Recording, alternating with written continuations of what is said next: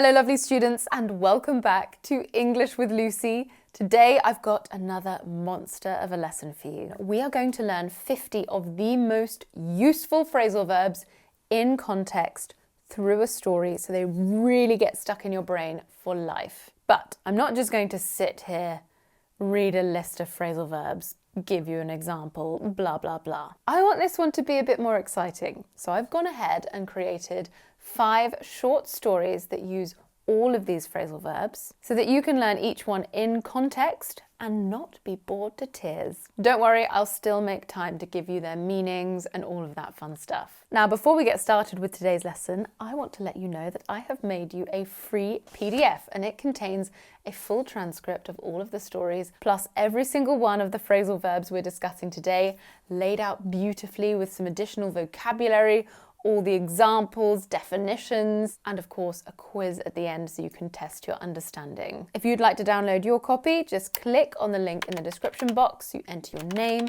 and your email address, you sign up to my mailing list, and the PDF will arrive directly in your inbox. After that, you will automatically receive my free weekly PDFs alongside all of my news, course offers and updates. You can unsubscribe at any time. Okay, let's get started with the first short story of the day. Way back in my uni days, my best friend Emily started her first job as a waiter in a bustling cafe. Nervous but determined, she decided to look up some tips while sitting on the bus to work. Just as she was starting to relax, the bus suddenly broke down. She quickly got off the bus and shot off on foot. Her new colleague, Sarah, helped her calm down and get on with her duties. Emily came across challenging customer after challenging customer, but she managed to keep her cool. Sarah's guidance was invaluable as she continued to look after Emily throughout her shift. During the busy lunch rush, Emily knocked over a tray of glasses onto her phone. Her phone went black and wouldn't turn on. As the day came to an end, Emily felt a sense of relief. What a day. Okay, we have our first 10 phrasal verbs here. The first one is to look up, and this is to search for information or advice. She looked up the recipe online before attempting to bake the cake. Number 2 is to break down, and this is to stop functioning or to fail suddenly. Unfortunately, my car broke down on my way out of town. Number 3 is to get off, and this is to leave or exit from a vehicle or transportation. We say to get off if you leave walking, and we say to get out if you have to climb out. So you get off a bus, a plane, a tram. You get out of a car or taxi. Number 4 is to shoot off, and this is to move quickly or suddenly.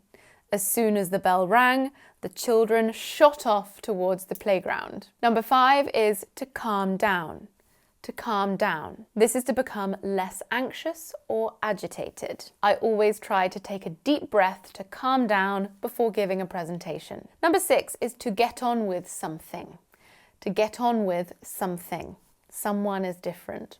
But to get on with something is to continue with a task or activity, especially after an interruption. Right, that's enough TV. Time to get on with your homework. Number 7 is to come across, and this is to encounter or find a person or thing unexpectedly. You won't believe who I came across at the bookshop today. Number 8 is to look after, This is to take care of or to provide assistance to someone. Jane will look after the children while we're at dinner. Number 9, to knock over. This is to accidentally cause something to fall or tip over. The strong wind knocked over many of the newly planted trees in the park. And number 10, our last for this story, to turn on. This is to activate or start a device or appliance. Can you turn on the heater? It's freezing in here. Okay, that's 10 phrasal verbs down. Let's learn a few more with our next story. Now I want to tell you about the time my cousin, Arthur, decided to set up a charming little tea shop in our hometown. He was known for whipping up tasty scones and aromatic brews. However, when he applied for a loan, the bank manager turned him down, believing his venture wouldn't work out. Despite this minor setback, Arthur refused to give up on his dream. Focused on proving them wrong, he took on the challenge of transforming our grandmother's dilapidated cottage into a delightful tea room. He dusted off some old family recipes, figured out the perfect blend of teas, and even caught up on the latest baking trends. As the grand opening day approached, villagers started to queue outside his tea room, eager to taste his treats. Arthur had truly turned the tables on his doubters. His tea room became a thriving success, and even the bank manager had to eat humble pie when he came to enjoy a cuppa. Arthur never missed the chance to offer his doubters a treat when they came by, as opposed to telling them off. He made sure not to faff about when it came to achieving his dreams. Oh, we have fantastic phrasal verbs in there. Let's start with number 11, to set up. To set up. This is to establish or create something, like a business or organisation. Sarah decided to set up a charity to help underprivileged children in her community. Number 12, to whip up. To whip up. This is to quickly and skillfully prepare something, usually food. My mum used to whip up the most delicious pasta in just a few minutes. 13, to turn down. To turn down. This is to reject an offer, request, or opportunity. Unfortunately, we've had to turn down several incredible job applicants due to budget constraints. Number 14, to work out. To work out. This is to have a positive outcome. I haven't found a publisher for my book yet, but I'm sure it'll all work out. 15, to give up. To give up. This is to quit or stop trying, usually due to difficulties or challenges. After hours of trying to solve the puzzle, she finally gave up. Number 16 is to take on. To take on. This is to accept a responsibility or challenge.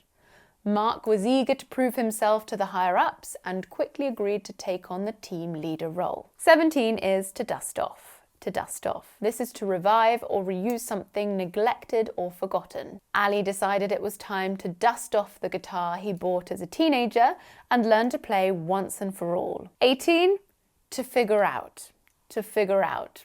This is to find a solution to a problem or discover a way to do something. He read the instructions several times, but still couldn't figure out how to assemble the bookshelf. Number 19 is to catch up. To catch up.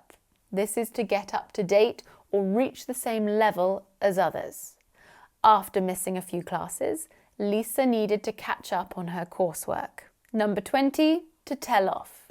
To tell off. This is to scold or reprimand someone for their behaviour or actions. We sat in silence as Miss Langford told Rachel off for being 10 minutes late to class. And number 21, my favourite in the list, I must say, to faff about. To faff about. This is to waste time or engage in unproductive activities. Instead of studying for his exams, Tom would often faff about on social media. That one's very slang. You've now learnt 21 phrasal verbs. Well done. How about a few more? Next story. Have I ever told you about how I dreamt of becoming a professional violinist when I was younger? When I brought up my interest in the violin to my parents, they got me a beginner violin to practice with. But I always struggled to nail the right fingerings and bow technique. One day I met an older woman named Isabella, who was a fantastic violinist. Her passion for music rubbed off on me instantly. Luckily, she took me under her wing and taught me a lot. As the years went by, I began to lose interest in the violin, and I cut back on how much I was playing. It felt like I was letting Isabella down and my own dreams. I contemplated giving it up altogether. It was a difficult decision to make, but I decided to call off my pursuit of becoming a professional musician. I sorted out my priorities and decided the best decision was to give up so I could pursue whatever truly made me happy. I found a new path in life and I looked forward to all that life had in store for me. In the end, the lessons I learnt from Isabella about passion, determination and following one's heart paid off in ways I couldn't have imagined. Life can be funny, but it always turns out exactly as it's supposed to. Okay, 10 more phrasal verbs. Let's start with number 22, to bring up. To bring up. This is to mention or introduce a topic or subject in conversation.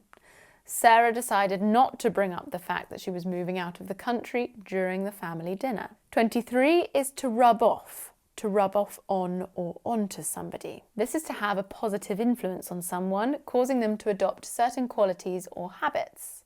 Her enthusiasm for volunteering began to rub off on her friends, inspiring them to join too. Number 24 is to go by. To go by. This is to pass or elapse. The years seemed to go by quickly as she watched her children grow up. 25 is to cut back on something. This is to reduce something. I need to cut back on the amount of money I spend on takeaways. 26 is to let down. To let down. This is to disappoint or fail to meet someone's expectations. Marion says she will be here tomorrow. She won't let me down, will she? 27 is to call off. To call off.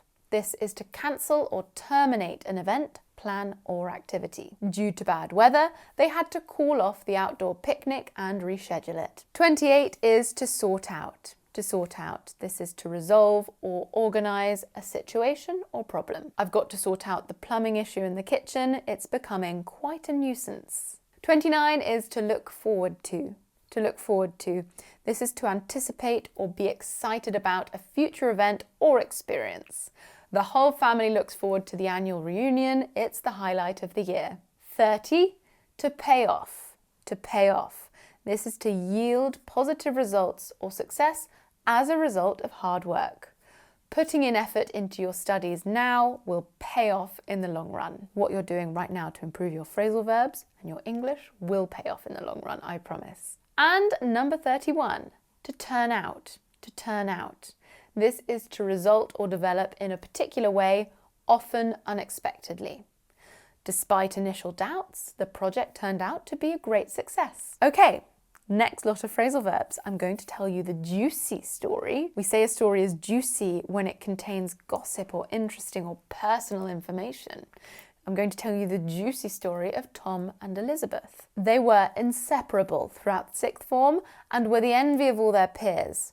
But in our final year, something changed dramatically. Their relationship, once unbreakable, suddenly fell apart in the most public way possible, right in the common room. It was quite ugly, with harsh words exchanged and tears shed. Despite their friends' encouragement to make up, they couldn't come up with a way to reconcile. It seemed like their love had withered, replaced by bitterness and resentment. Tom, always the stubborn one, insisted on maintaining his distance. On the other hand, Elizabeth desperately wanted to take back what she'd said and rekindle what they once had. Weeks turned into months, and the tension between them refused to budge. They would merely brush one another off when they were in the same room. But time has a way of healing wounds, and slowly but surely they began to cheer up. A sense of gratitude gradually grew on them, allowing them to move on separately. Okay, we have 10 phrasal verbs to look at.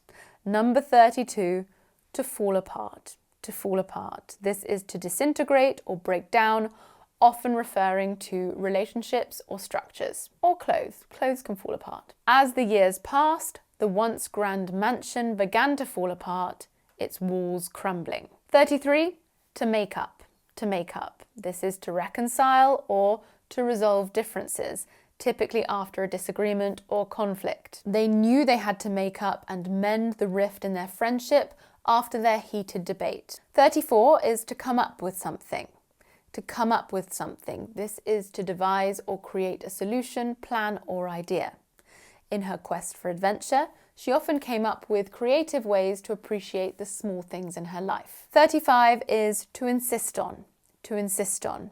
This is to demand firmly, even if others disagree. Abraham's dedication to his art was evident. He insisted on perfection, even if it meant countless revisions. 36, to take back. To take back. This is to admit that something you said or thought was wrong. She wanted to take back her hurtful words, but knew the damage was already done. 37, to turn into. To turn into. This is to become. Their casual flirtation turned into a deep, meaningful connection that neither could ignore. 38 is to brush off. To brush off. This is to dismiss or ignore someone or something casually, often without consideration. He refused to brush off criticism and instead used it as motivation. 39 is to cheer up. To cheer up. This is to become happier or to make someone feel happier. Music has a magical way of cheering up the soul, even in the most difficult times. 40 is to grow on. To grow on, and this is to gradually become more likable or acceptable over time. We often grow on someone, meaning we become more likable to them. At first, our new colleague seemed reserved, but over time, he began to grow on everyone. Everyone began to like him and accept him. And 41, to move on. To move on. This is to continue with life after a challenging period. After a period of unemployment, she managed to move on by starting her own business. Okay, last story of the day. This one is about my two little rascals, Diego and Alfonso. One sunny afternoon, while I was busy working on a project at home, I accidentally left the garden gate slightly ajar. Diego, my mischievous dog, and Alfonso, my curious cat, seized the opportunity to set out on a grand adventure together. I only found out about their escape when I heard a commotion outside and saw the gate was wide open. Panic filled my heart as I rushed out, calling their names. As I searched the village, I ran into my neighbour, Miss Jenkins, who told me that she had seen the unlikely duo gallivanting around the park. I wondered to myself what they could possibly be getting up to. I hurried to the park and there they were. Diego and Alfonso chasing butterflies. I could see that they were warming to the excitement of their little adventure. Before I could reach them, they decided to make a dash through the bushes. My attempt to cut them off was useless. I ended up letting them have their day. I tagged along behind them wherever they went, just observing. Hours later, as the sun began to set, they finally turned up looking tired and muddy. When Will arrived home, I filled him in on what had happened. All he could do was shake his head and laughed as he looked at our two exhausted pets fast asleep on the floor. We have 9 phrasal verbs to cover with that one. 42 is to set out. To set out. And this is to begin a journey or start an activity. The explorers set out to try to reach the South Pole. 43 is to find out. To find out. This is to discover or learn something, often unexpectedly. I found out too late that my favourite singer was coming to town. 44 is to run into. To run into. This is to meet someone or something by chance. While shopping, I ran into a childhood friend I hadn't seen in years. 45, to get up to. To get up to. This is to be involved in or busy with something, especially something unexpected, and it sometimes implies it's something naughty or mischievous. He used to get up to all kinds of mischief when he was younger. 46 is to warm to warm to, and this is to begin to enjoy something or to become more enthusiastic about something. My dad finally warmed to the idea of moving in with us. 47 is to cut off. To cut off. This is to block or intercept someone or something's path. My husband cannot walk in a straight line and always cuts me off whenever we walk down the street together. 48, to tag along. To tag along. This is to go somewhere with a person or a group, usually when you have not been invited. I used to always tag along with my older sister and her friends when they went out for the day. 49 is to turn up. To turn up. This is to arrive at a place or event, often unexpectedly or after being missing. Just when we thought he wouldn't make it, he turned up at the party with a surprise gift. And number 50, we made it. This is to fill somebody in. To fill somebody in on something. This is to provide someone with information or details about an event or situation. Could you please fill me in on the details of the project? I've been out of the loop. Right, that's it from today's lesson. I hope you enjoyed the 5 stories and the 50 phrasal verbs. That was a lot of information for such a short amount of time. which is why I have created that free PDF for you. Don't forget to download it. It's also got the quiz. You can test your understanding. The link is in the description box. If you really seriously want to learn English, if you want to go more in depth and you want to learn with me, I have released my B1, B2 and C1 English programs. They are 12-week programs with teacher feedback. If you'd like to learn more about them, just visit englishwithlucy.com. I will see you in the next lesson. Mwah!